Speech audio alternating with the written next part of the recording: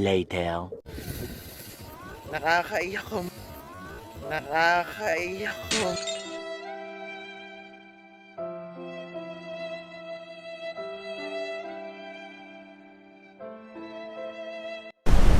Thank you for clicking this video mga kasangkay. This is your paring Joe Mareke Omak. Ayan, flexing lang my new hairstyle. Man ba no more? Kasi nga back to original hair na tayo, no? So, ayun, welcome to my vlog. Yun na nga, since free day ko ngayon, kasi kung may free time, syempre may free day. Mag-e-escapade ako ngayon. So, mga kasangkay, samahan nyo ako kung saan ako makakarating for today. Kaya naman, tara, samahan nyo ko.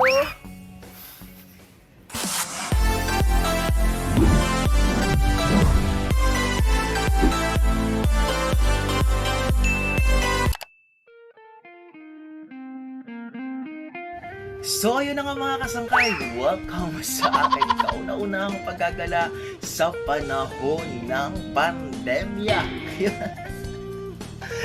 Andito tayo ngayon sa Antipolo Church. Welcome sa ating pambansang dambana. Ayan.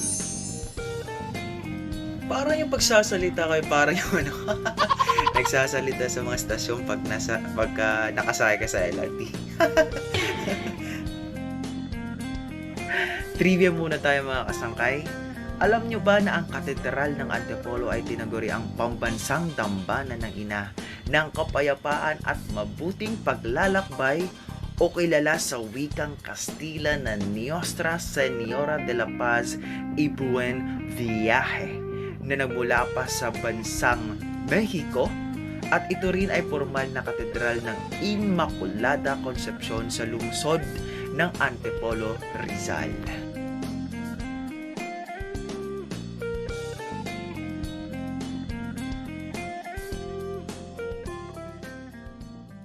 At alam nyo ba mga kasangkay na ito rin ay luklukan ng diocese ng Antipolo na may saklaw sa lahat ng parokya sa lalawigan ng Rizal at ng karatig na lungsod ng Marikina.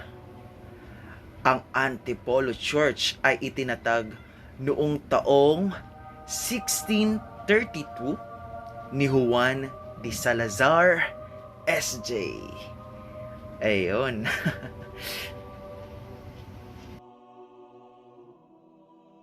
Ano nga ba ang ibig sabihin ng salitang diocese mga kasangkay? Ang diocese ay isang denominasyong Kristiyano o isang rehiyong nasa administrasyon o pinamumunuan ng isang obispo. Ayun.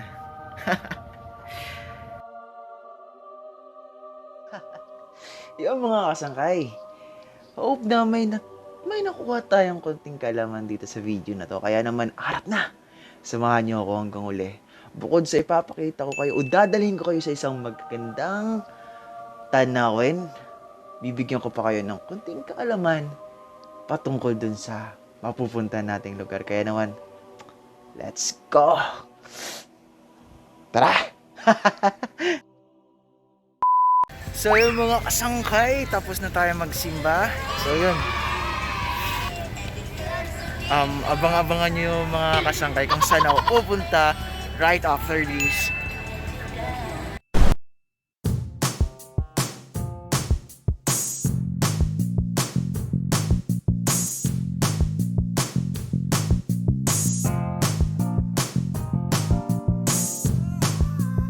A few moments later. Yung mga kasangkay, trekking ng escapade natin ngayon. So from Cainta, nagpa-Antipolo kami. So yun, right after ng Antipolo, Patanay, it takes 1 hour. Wala kasing service eh. 1 hour yung yung biyahe. Medyo matagal. Yun. Tapos next stop is dito sa, ewan ko kung anong pangalan nito dito yung lugar na to. Overview siya.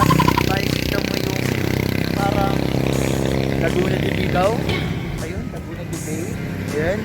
So, ipapakita ko sa inyo. Ayun, i-flip na lang natin yung camera. So, yun yung total view niya. Ayan. Ang hirap pumunta dito pag wala kang service kasi talagang tatagain ka kung magkano talaga yung ano. Ayun, bawal pumasok. Tatagain talaga sa pamasahe.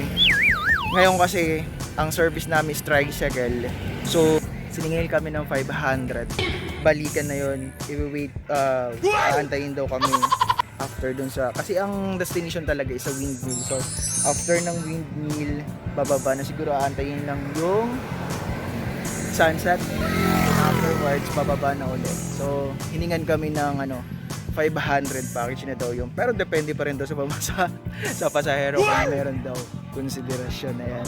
So yung mga kasangkay, yun lang muna yung update. So next stop, abangan nyo po. Bye.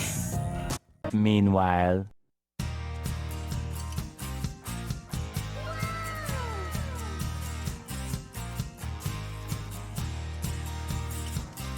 Ayun,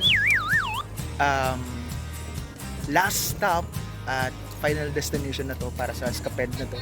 Pero escaped nga. Yun nga lang, sad to say, hindi tayo makakapasok doon sa mismong loob ng windmill kasi nga wala MECQ pa. Prohibited pa rin yung mga yung pinapapasok nila, hindi pa rin hindi pa rin daw sila tumatanggap ng mga bisita. So yun, nakakaiyak ko man, pero sobrang nakakalungkot kasi naggumastos ng medyo malaki sa pamasahe, pero hindi talaga nakapasok o napuntahan yung destination na gustong puntahan kasi nga wala COVID daw. So yun, hanggang bungad lang talaga. Kaya makikita naman natin yung isang ng pinakamalapit. Yan ang pinakamalapit dito na makikita. Eventually. Kasi dati ito, nakikita ko lang sa mga libro. Itong windmill na yan. Nakikita ko lang yan. Kaya isa to sa mga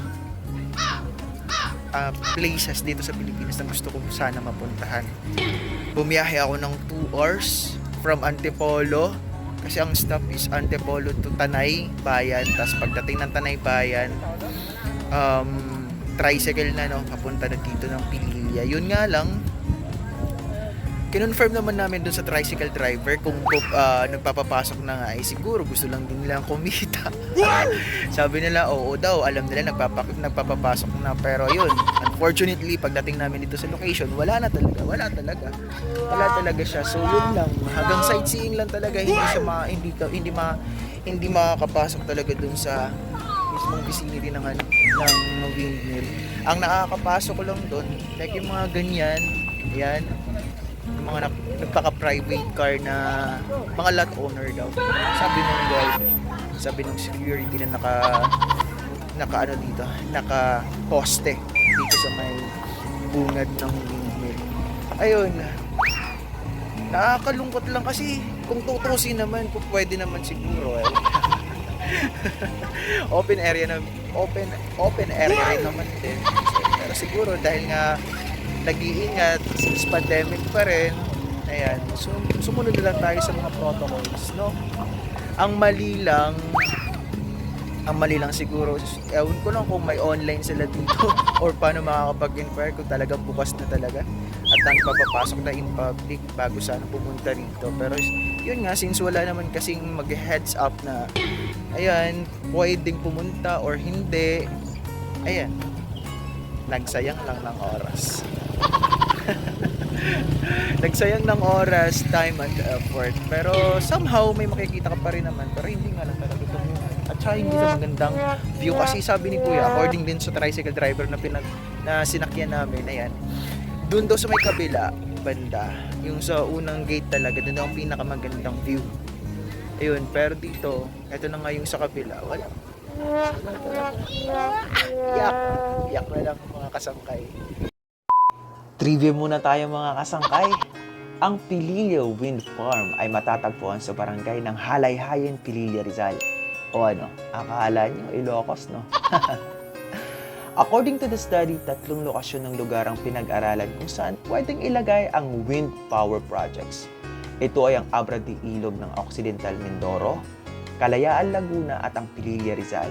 Pero mas pinili ng Alternergy Philippine Holdings Corporation or APHC na ilagay ang Phase 1 ng windmill farm sa Pililla kasi dito mas kikita ang naturang proyekto. At pwedeng maikonekta ito sa Meralcos Malaya Teresa na mayroong 115 kilovolts at 10 kilometro lang ang layo mula sa kinatatayuan nito. Ito ay may lawak na 4,515 hectares at mayroong 27 wind turbine generators at ito ay nakabukulod sa 3 cluster na nagpo-produce ng 54 megawatts. Ang proyektong ito ay nagkakahalaga ng $177.9 million noong ipinatayo. At ayon sa pananaliksik, ang Phase 2 nito ay itatayo sa mga lugar ng Pililla Rizal at Mabitac, Laguna at ayon sa projection budget dito, ito ay magkakahalaga ng 7.056 billion at may output na 72 megawatts. Which is basically mas mataas ng 18 megawatts sa Phase 1. So ayun mga kasangkay, I hope na meron kayong nakuhang kunting kaalaman patungkol sa Pililla Wind Farm. Ayun. One eternity. So ayun na mga kasangkay. Ang escapade na to ay epic fail. Ayun. So naging road trip na lang siya. Kasi biruin mo, bumiyahe ako ng more than almost 3 hours para lang sa lesson learned. Dapat mag-inquire muna talaga bago sumabak, lalo na pang mga ganito. Kasi sayang yung pera, sayang yung effort, sayang yung pamasahe. At feeling ko, nabudol ko dun sa tricycle. Ayun si ate nakikita sa mga. Ayan. So, ayun nga mga kasangkay, nakauwi na rin ako. At last, ayun. So, that is what this video is all about for today. See you on my next track. Okay? Pagod na ako. Bye!